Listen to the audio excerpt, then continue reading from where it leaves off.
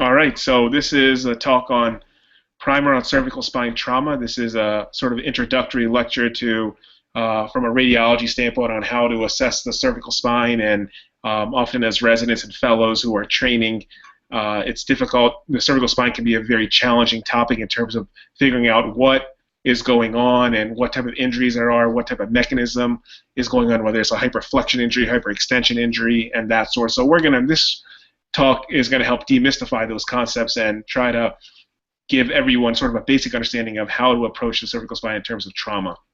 So I always start my lectures off with some basic questions and 4 or 5 cases that are sort of unknowns. Typically my residents take these cases, so I'm just going to show 5 cases very briefly. We'll obviously come back to these cases at the end of the session. So this is case 1. There's obviously a gross abnormality in the cervical spine here. So just mentally try to figure out what's going on and what you think the diagnosis is. So that's case 1. This is case 2. This is a different patient that has an abnormality in the cervical spine at a different level as well. So mentally just try to figure out what you think the diagnosis is or the differential diagnosis is for this injury. This is case 3. This is a sagittal CT of the cervical spine. This is a completely different injury. And I have a follow-up question based on that. So based on that image, the injury just shown is associated with which of the following? Is it a hyperextension mechanism? Is it an anterior cord syndrome, central cord syndrome, or is this associated with a mesenteric contusion?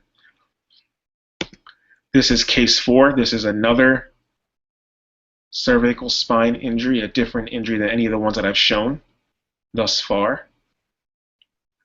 2 lateral radiographs of the cervical spine. And the last case is an axial CT image of the cervical spine at the level of C1/C2, demonstrating a different injury. And a follow-up question to that is the mechanism of this injury is it axial loading, hyperflexion, hyperextension, hyperflexion distraction, or is this rotary subluxation? Okay, so those are my sort of pre-quiz or pre-cases before we start the talk.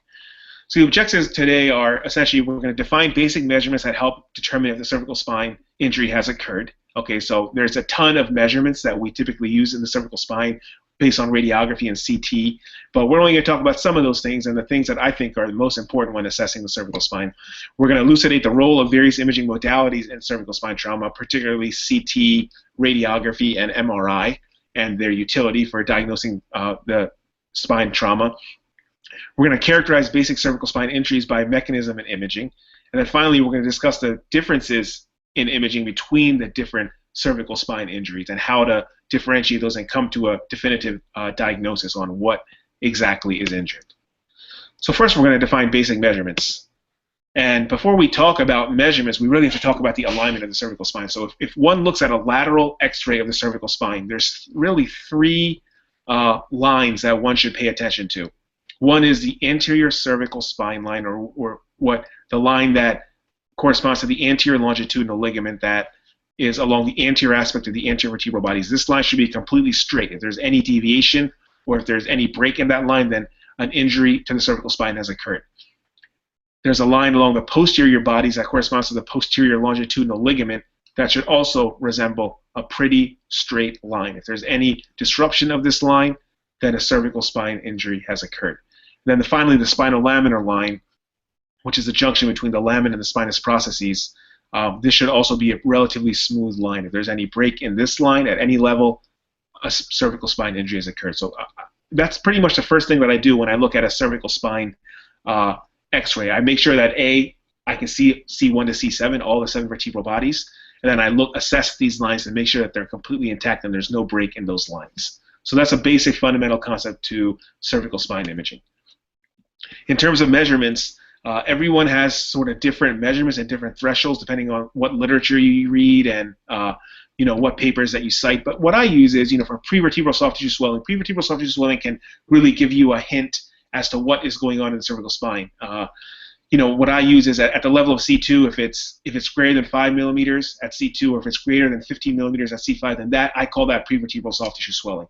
And note that prevertebral soft tissue swelling isn't specific for cervical spine injury. Other things such as retropharyngeal abscess, things that are completely unrelated to the cervical spine can also manifest with prevertebral soft tissue swelling. But in the setting of trauma, like in a patient that has a motor vehicle collision or has fallen or something like that, prevertebral soft tissue swelling will give you a hint as to the fact that some sort of trauma has occurred to the cervical spine.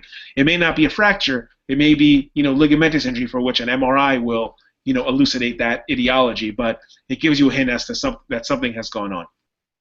The atlantodental interval, which is the distance between the dens, or the C2, and the atlas on a lateral view, it should be less than 3 millimeters in adults and less than 5 millimeters in children. Okay, and the Bayesian axial index, which is essentially the interval between the tip of the dens, or the C2, and the base of the Bayesian, that should be less than 9.5 to 12 millimeters on a lateral view or a CT. Okay.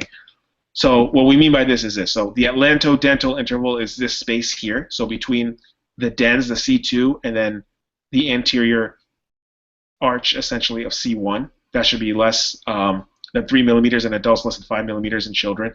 And then the interval between the tip of the odontoid process, or the dens, and then the Bayesian, this interval here should be less than 9.5 to 12 millimeters right there. And prevertebral soft tissue swelling I would measure right here. C2 should be less than 5 millimeters there. And then at C5, it should be about less than 15 millimeters here. Okay, that's kind of how I measure stuff. Note that in children, the measurements can be a little different. So prevertebral soft tissue swelling, you're allowed up to 6 millimeters at the level of C3. Okay, so in children, the measurements are going to be a little different. That's just my basic rule of measurements. There's a ton of other measurements, like the Powers ratio and other measurements that I did not get into. For the purposes of this talk, this is a basic talk, and we're just going to talk about those basic measurements. Now we're going to elucidate the role of various imaging modalities in cervical spine trauma. So pretty much, we used radiography, CT, and MRI, and they all have different uses and utilities. Okay, so radiography, or X-rays, we use for initial evaluation. Anytime a patient comes in with suspected cervical spine trauma, they get put into a collar and they get an X-ray, an AP, a lateral, sometimes flexion extension views, depending on how severe the injury is, and open mouth odontoid views. Okay, this is for the initial evaluation to see if there's any fracture, any prevertebral soft tissue swelling, malalignment of the cervical spine. Okay, it's the best initial test to assess the cervical spine. CT is very good to assess for fractures. It really delineates exactly what is fractured, how many fractures there are. Sometimes we miss fractures on radiography, subtle fractures that we then see on CT. We can assess the spinal canal for patency to make sure that there's no retropulsion of fracture fragments. And prevertebral soft tissue edema is easily and readily assessed on CT. MRI is really good, really for the ligament. So, when we have ligamentous injury, we can't see that on an X-ray or a CT, but we can definitely see the anterior longitudinal ligament, posterior longitudinal ligament, the ligament of flavum, interspinous, supraspinous, ligament of nuchae, the alar, apical, transverse ligaments, all the ligaments that are necessary for adequate function of the cervical spine, we can see on an MRI. We can see cord contusion or increased T2 signal within the cord itself. We can see traumatic disc herniations much better on an MRI. So MRI is really an advanced imaging to find out what else is going on in the cervical spine. So now we're going to characterize spinal injuries by mechanism and imaging. That's going to be the next thing that we do. And really, there's many ways that we can characterize these, but what we're going to do is we're going to talk, and there's I have atlas C1 injuries, axis C2 injuries, and then the subaxial spine. And there's more than just a Jefferson burst fracture for C1. There's more than just a Hangman's fracture for C2. But we're just going to keep it really simple and basic for today, just because for time constraints and just as an introductory lecture. So, in terms of the atlas, the C1, the typically the most taught fracture is a Jefferson burst fracture. This is an axial load injury to the C1 ring. Okay, characteristically, it's broken in, because it's a ring, it has to be broken in at least 2 places, but characteristically, it's broken in 4 places, 2 places in the anterior arch and 2 places in the posterior arch of C1. Classically, this is a stable fracture. It can be unstable depending on if the transverse ligament is disrupted, and we'll talk about that a little bit later. So this is what a Jefferson burst fracture looks like. This is a cartoon here, which shows the C1 ring. This is not a classic Jefferson burst because this is a 3-part fracture where you have 2 fractures along the anterior ring right there, but then 1 fracture along the posterior ring. A classic fracture would also have a fracture right here to make this a 4-part Jefferson burst fracture. And here we see essentially a 3-part fracture with 2 here along the posterior ring and 1 along the anterior ring here. So this is a Jefferson burst fracture, okay? In terms of assessing for stability, so the transverse ligament, as you know, runs between essentially beneath the odontoid process along the anterior aspect of the C1. So if you have greater separation between the tip of the dens and the lateral mass of C1, if this distance between here and here is greater than 7 millimeters, that means that the transverse ligament is disrupted, and that is an unstable fracture. So that's an important measurement to note too. If it's greater than 7 millimeter separation between the lateral mass, one of the lateral masses of C1, and the odontoid tip, that means that the transverse ligament is disrupted. Okay, a pseudo Jefferson fracture can be seen in children up to 7 years of age. It's not a real fracture, but it can be confused for a Jefferson fracture. You can have up to 6 millimeters of displacement of the lateral mass of C1. So again, this is an open mouth odontoid view. This is C2. This is the odontoid process of the dens. These are the lateral masses of C1. You can have up to 6 millimeter displacement of the lateral mass of C1 relative to the dens, okay? And that's a normal finding, okay? So that's what we call a pseudo Jefferson fracture. Going to the axis, again, we're going to talk only about the Hangman's fracture, but there are many types of C2 fractures, like the 3 types of odontoid fractures, which we're not going to get into here. But a Hangman's fracture, pretty much classically, is a bilateral C2 pars interarticularis fracture. Okay, this is characteristically, it's a stable fracture. The mechanism usually involves hyperextension and axial loading, but there are different types of Hangman fractures, which the Effendi classification addresses. There's a type 1, type 2, type 2A, type 3, and different fractures have different mechanisms. For example, a type 2A is actually a hyperflexion distraction injury, and there's the different mechanisms a result of the different degrees of angulation and translation that are associated with a Hangman's fracture. So the classic Hangman's fracture, which is simply a bilateral C2 pars interarticularis fracture, involves hyperextension and axial loading. And we just talked about this. So this is a classic Hangman's fracture. You can see, and on the axial plane, there's a fracture plane that goes through the entire pars interarticularis bilaterally. You can see that on the lateral view of the cervical spine. This lucent line here is through the pars interarticularis there. Same here, pars interarticularis. This was actually the first case, I think, that I showed on my pre-quiz assessment. So this is a Hangman's fracture or a C2 fracture, okay? Hyperextension with axial loading, classically stable, okay? So this is just a question. So if a Hangman's fracture involves a transverse foramen, what would the next best step be clinically? Should we get a CTA? Should we get an MRI to evaluate for cord compression? Should we call a surgeon? Or should we assess for bowel injuries? The answer here is going to be a CTA, because the transverse foramen, as you know, holds the vertebral artery. The vertebral artery goes through the transverse foramen from C6 to C2. So we want to assess the integrity of the vertebral artery and make sure that there's no underlying dissection, so we would get a CTA study, okay? Now we're going to talk about the subaxial cervical spine, so anything from C3 to C7. And now note that hyperflexion and hyperextension injuries don't necessarily happen to only happen at C3 to C7. They can happen at C1. They can happen at C2. In fact, a hyperextension teardrop fracture most commonly does happen at C2. But just for the purpose of this talk, we're going to talk about hyperflexion, hyperextension injury, and group them into the subaxial spine here. So talking about hyperflexion injuries first, this is sort of a continuum of injuries. The least serious hyperflexion injury is a hyperflexion sprain, and then we can go down and talk about anterior subluxation, pseudo subluxation, facet dislocation, and then flexion teardrop fracture, which happens to be the most serious type of hyperflexion injury, and probably the most serious type of cervical spine injury in the entire cervical spine. So one note about hyperflexion injuries, is important to note that they represent a spectrum of injuries. Okay, hyperflexion sprain, as we said, is the least severe, and it's interesting to note that when we talk about ligamentous injury for hyperflexion injuries, it's interesting to note that, or it's easy to understand that the ligamentous injury usually progresses from posterior to anterior, whereas when we talk about hyperextension injuries, the ligamentous injury is going to progress anterior to posterior. So that's a very important teaching point, that when we're talking about flexion injuries or hyperflexion injuries, we're talking about ligamentous injury that occurs posteriorly in the spine and then progresses anteriorly. And I'll tell you what I mean by that. So when we look at the cervical spine, so the anterior longitudinal ligament is this ligament here that coats or abuts the anterior aspect of the vertebral bodies.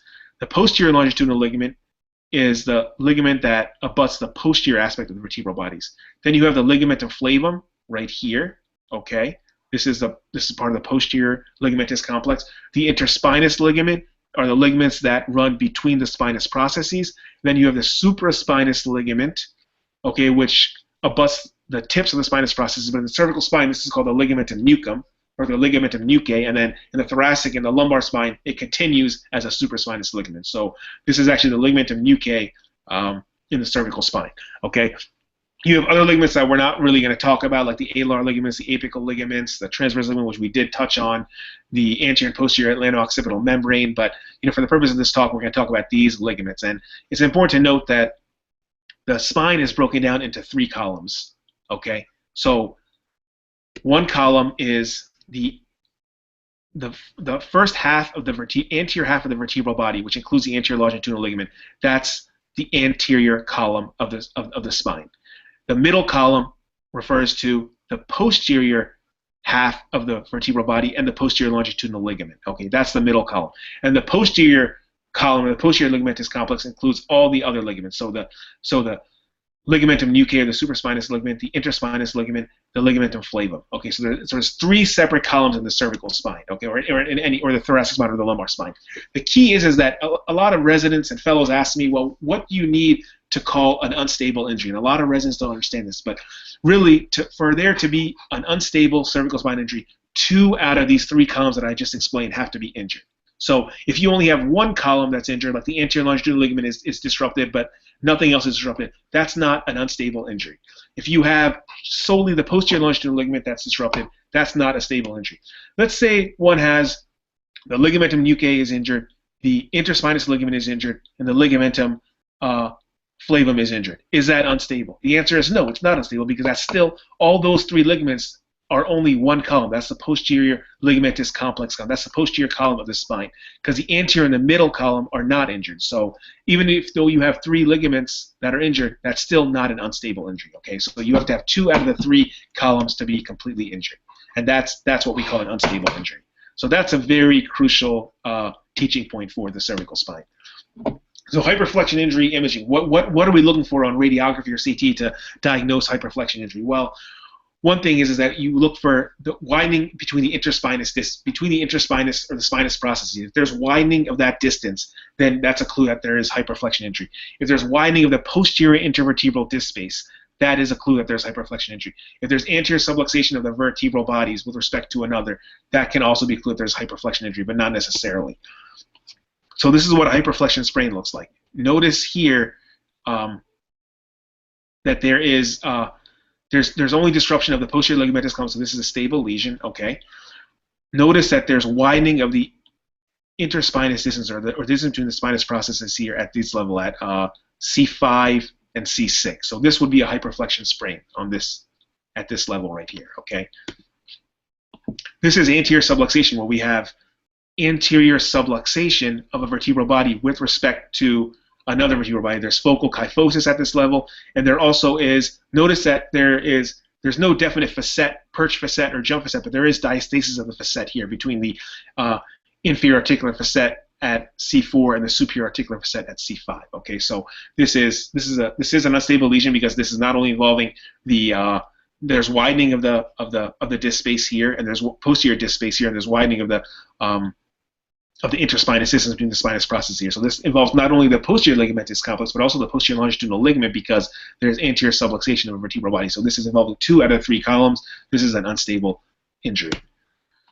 Pseudo subluxation is something that we see in the pediatric population, typically in kids that are less than 7 or 8 years old. It results in apparent subluxation of C2 on C3 or C3 on C4, but this is not a real subluxation, because this happens because of incomplete ossification of the upper cervical spine. And the key to making this diagnosis is that the spinolaminar line is completely intact. So remember, we talked about the lines in the C-spine. Here on this flexion view of the cervical spine, it looks like the C2 is subluxed over, that there's anterior subluxation or anterior translation of C2 on C3, but if you assess the spinolaminar line, it's completely intact.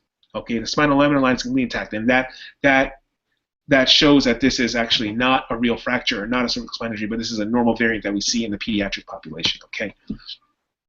Unilateral facet dislocation is a step up above what we've already been talking about. Notice here that we have a facet dislocation. The facet, so this is not quite here at this level. This is not quite on the far right image. This is not quite a perch facet or a jump facet, but this is diastasis of the facet, because the facet, the superior articular facet at this level where the arrow is, should really be right here where my mouse is, okay, articulating with the inferior articular facet with the of the vertebral body above. Here we have a jump facet at the leftmost image, because the superior articular facet of the vertebral body below the level should be anterior to the inferior articular facet of the vertebral body that's above. But here we have the superior articular facet noted to be posterior to the inferior articular facet from above. So this is actually a jump facet, okay? So this is a facet dislocation. And you notice that you have at least 50% anterolisthesis of C4 on C5 due to this facet dislocation. You can have bilateral facet dislocations. Again, this is a jump facet. This facet is projecting the superior articular facet of 2, 3, 4, 5. C6 is posterior to the inferior articular facet of C5. Okay, there's at least 50% anterior translation or subluxation of the C5 vertebral body with respect to C6. So this is a bilateral facet dislocation with jump facets. Okay, and the hyperflexion teardrop fracture is probably the most severe form of spinal injury one can have. Typically, this happens at the C5, C6 level, but not always. You have usually an anterior-inferior teardrop fracture fragment from the vertebral body, as we see here, and then we also see retropulsion of the vertebral body into the canal here, okay, resulting in moderate to severe canal narrowing. So this involves all three columns, right? It involves the anterior longitudinal ligament, posterior longitudinal ligament, and then the posterior ligamentous complex as well is disrupted. So this is an extremely unstable injury that we see. So hyperflexion teardrop fracture, what is it associated with? Is it associated with the anterior cord syndrome, or is it associated with the central cord syndrome? And the answer is that it's associated with the anterior cord syndrome, okay? This is just a cartoon depicting hyperflexion injuries, okay, which we already talked about: hyperflexion sprain, facet dislocation, unilateral, bilateral, and a flexion teardrop fracture, okay? Moving on to hyperextension injuries. These are a little different. These are much different than hyperflexion injuries, okay? These range from hyperextension sprain to hyperextension teardrop fractures. And contrary to hyperflexion injuries, hyperextension injuries, the ligamentous injury propagates anterior to posterior as opposed to posterior to anterior, as we saw in hyperflexion. So again, the anterior longitudinal ligament is going to be the first ligament that's going to be disrupted in hyperextension injuries, okay? And the findings are a little different too. So remember that in hyperflexion injuries, we talked about, you know, widening of the interspinous processes or the posterior intervertebral disc space, but here we're going to have widening of the anterior intervertebral disc space. That's going to be a clue that there's hyperextension injury. And we're going to have facet malalignment, which we can also see in end-stage hyperextension injury. So here, again, this was one of the index cases earlier. Notice that there's no fracture in this cervical spine radiograph, but there is widening of the anterior disc space here, and this is a hyperextension sprain, okay? Hyperextension teardrop fracture characteristically happens at C2, okay? You again also have, just like in hyperflexion teardrop fracture, you have a fracture fragment on the anterior inferior aspect of the vertebral body, but notice that there's no retropulsion of the vertebral body into the canal. That we see in a hyperflexion teardrop fracture. We do not see that in a hyperextension teardrop fracture, okay? Classically, again, this is another sagittal and axial CT image of the cervical spine. We have at C2 we have a teardrop fracture fragment, but no retropulsion of the C2 vertebral body into the canal. This is a hyperextension teardrop fracture, okay?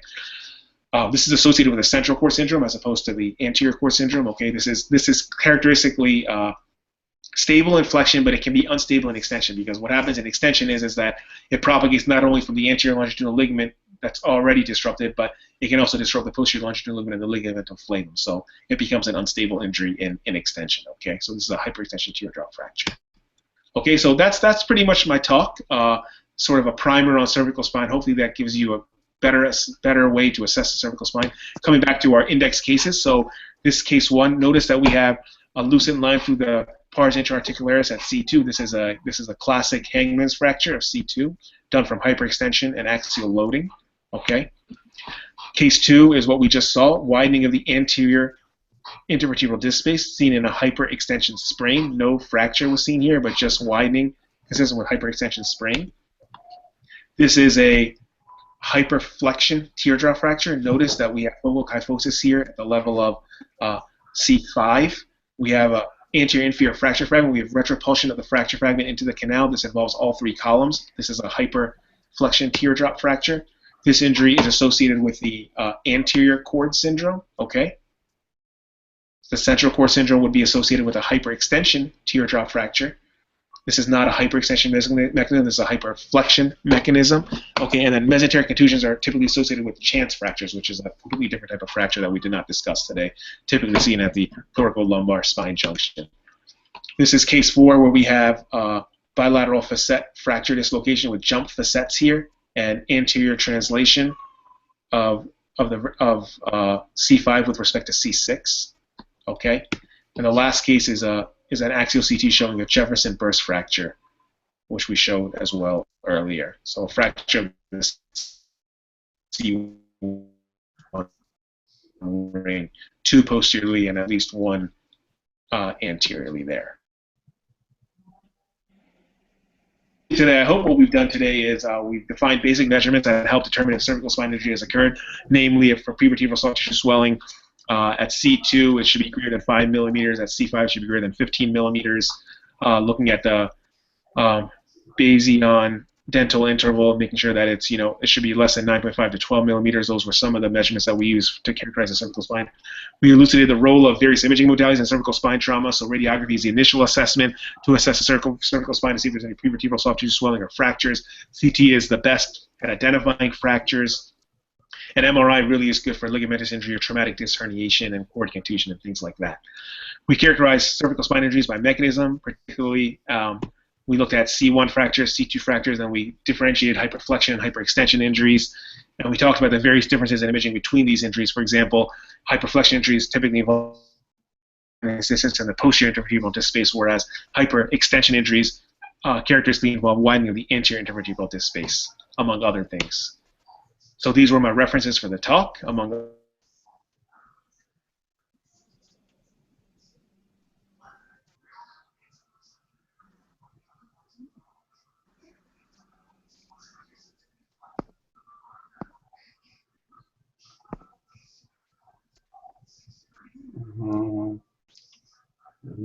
Do we have the audio there? The audio. Oh. Do we have an audio? Are you guys getting the audio okay? No, I'm not hearing anything, John. Yeah, okay. I guess we're losing him. Okay, Flake, go ahead. You can lead the discussion. Well, I'm not sure if Dr. Awan is able to hear us right now, but this was a very thorough and very, very well put talk on, the introduction to cervical spine. I, being a molecular imaging physician, have very little exposure to, emergency radiology, but I know that this is a complex topic, and to lay a foundation in it in a clear fashion is essential to have. So, Dr. Awan, can you hear us now? Not yet. Yeah, until he gets on, Flake. As an emergency physician, I know that knowing that C-spine radiology is so important because those are X-rays you don't want to miss. You don't want to miss anything on that, and you want to be over conservative. Everyone that has any possibility of having a C-spine injury gets immediately immobilized until you can prove it doesn't exist. And this is to the students. You have to know it very well. All the things that Dr. Awan was talking about, the subtle soft tissue injuries, and Frank, you might be able to comment on this. A lot of times when you're looking at X-rays in the ER, you can't really see bony things, but it's looking at these subtle soft tissue signs. Can you comment about that, Frank? Yeah, well, the thing is that, of course, X-ray is the first line of imaging. You get it, an ambulatory X-ray right there in the ED. That's the first way to assess the injury whenever there is a MVA or any kind of trauma that the patient comes in with. But of course, we have the CTs that are actually the best modalities for detecting fractures. But when it comes to soft tissue injuries and soft tissue abnormalities, of course, MR is superior to CT in that regard. MR takes longer, and I think Omar just messaged. He's having trouble. Oh, there he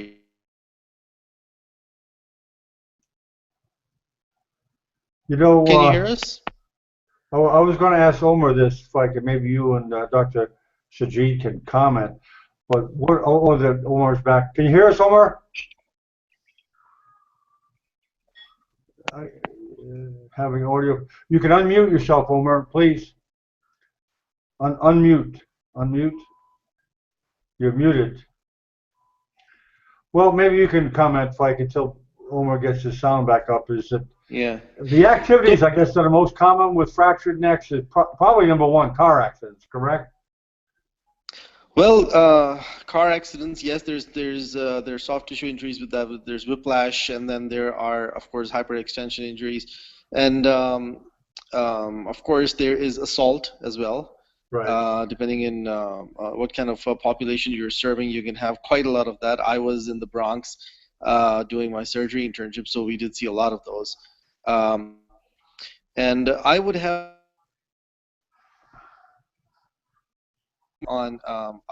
liked to open the floor and have the students ask questions if they had any. Okay. Frederick, Jesse, any questions? No, not really. Yeah, the audio was a bit jacked up, but it's all right now, I think. Yeah, it was a really interesting. Sometimes a bit fast for me to follow, but it went all right. Yeah, I learned a lot.